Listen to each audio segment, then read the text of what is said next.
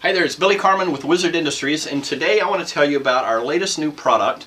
This is the Lumber Wizard 4 laser line metal detector, made specifically for woodworkers to find lost pieces of metal, buried pieces of metal inside of recycled or reclaimed wood, all the way to even new wood. You never know what's going to be inside a piece of wood. It could be a railroad spike, a nail, a screw, some barbed wire, anything that's been left up against a tree and grown around, or anything that's been driven into a tree, or a piece of reclaimed or recycled wood like nails or screws. You don't want to hit those with your planer, your bandsaws, your sanders, or what have you. So the very best practice is to take the Wizard 4 and use that to scan your wood before you run it through your power tools. A very simple tool to use. You simply turn it on.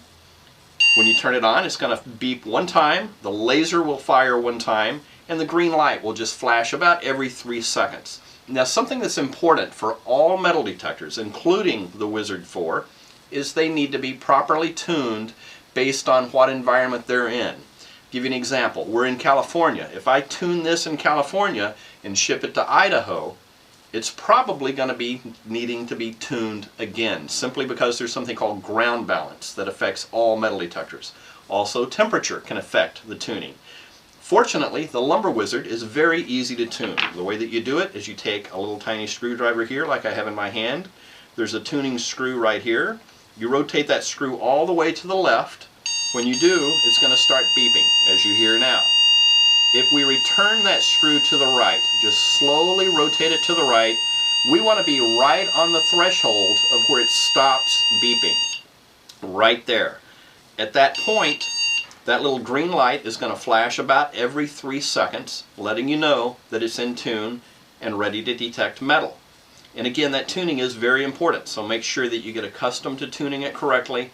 Once it's tuned, now let's take some example pieces of metal. I'm going to take a deck screw. It's about 1.5 inch, maybe 2 inch long screw. We'll pass it underneath. You see the laser fires, letting us know that we're right on top of that screw.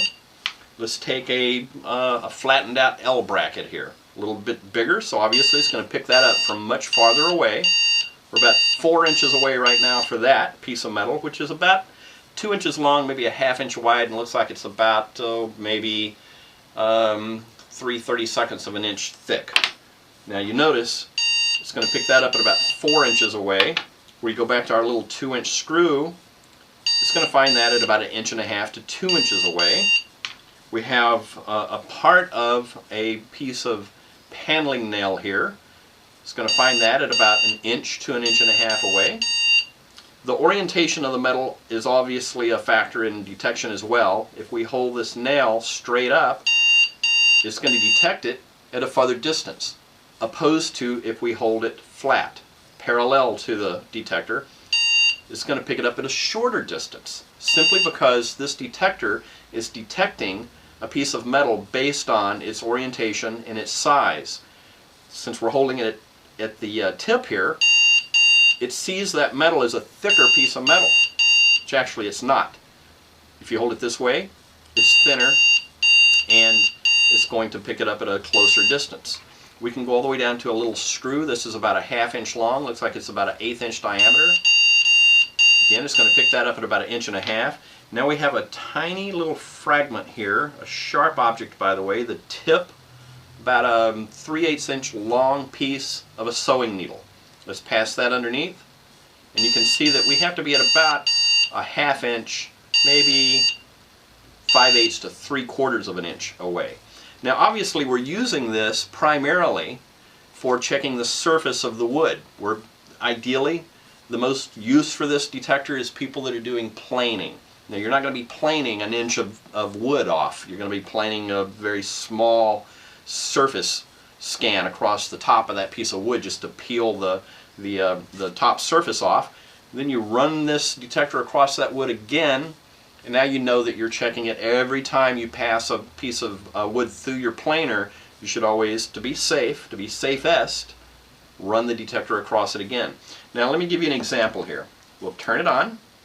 It's going to beep one time because, well, it's actually picking up the pieces of metal here, so we'll set it down, just let it do its thing. Now if I take this screw and I just hold it in my hand, like you see here. I don't have any rings, there's no metal taped to my fingers or anything like that. We're holding that screw right under that board. We take our Lumber Wizard, we scan it over the top, and there it is. You can see the laser will fire, and that's telling us where that piece of metal is. We take, obviously, a bigger piece of metal. It's going to detect it even easier, a little farther away. And we're running this across a 2x4, so it's checking all the way through that 2x4 to find it. Now, if we were sitting the metal on top, which you wouldn't need a detector if you're seeing the metal on top of the wood rather, but as you can see here, it's picking it up from a couple of inches away. So again, tuning, very important. Understanding how to use it. I always suggest take a sample piece of metal just so you can get accustomed to it, and that should keep you in safe practice to reduce damaging your tools and equipment.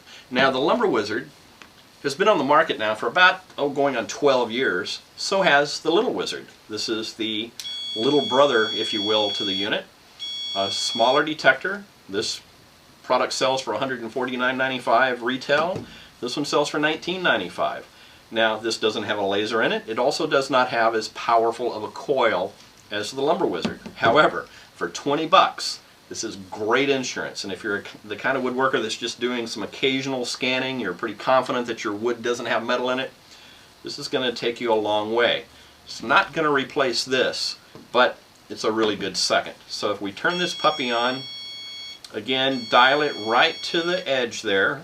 This one has a fine-tuning adjustment, just like the Lumber Wizard does, but it also has a tuning control on the side, so you can control the sensitivity. So let's put it at its most sensitive point. Again, that's going to be right there at the point between beep and not beep. That's where you want to put the dial. And we'll take, again, our little screw. And it looks like we're about 3/4 of an inch to an inch away on the size of this screw. We'll take this one, probably close to the same distance, a little bit closer. We take, obviously, our bigger piece of metal here. It's going to find it at a larger distance.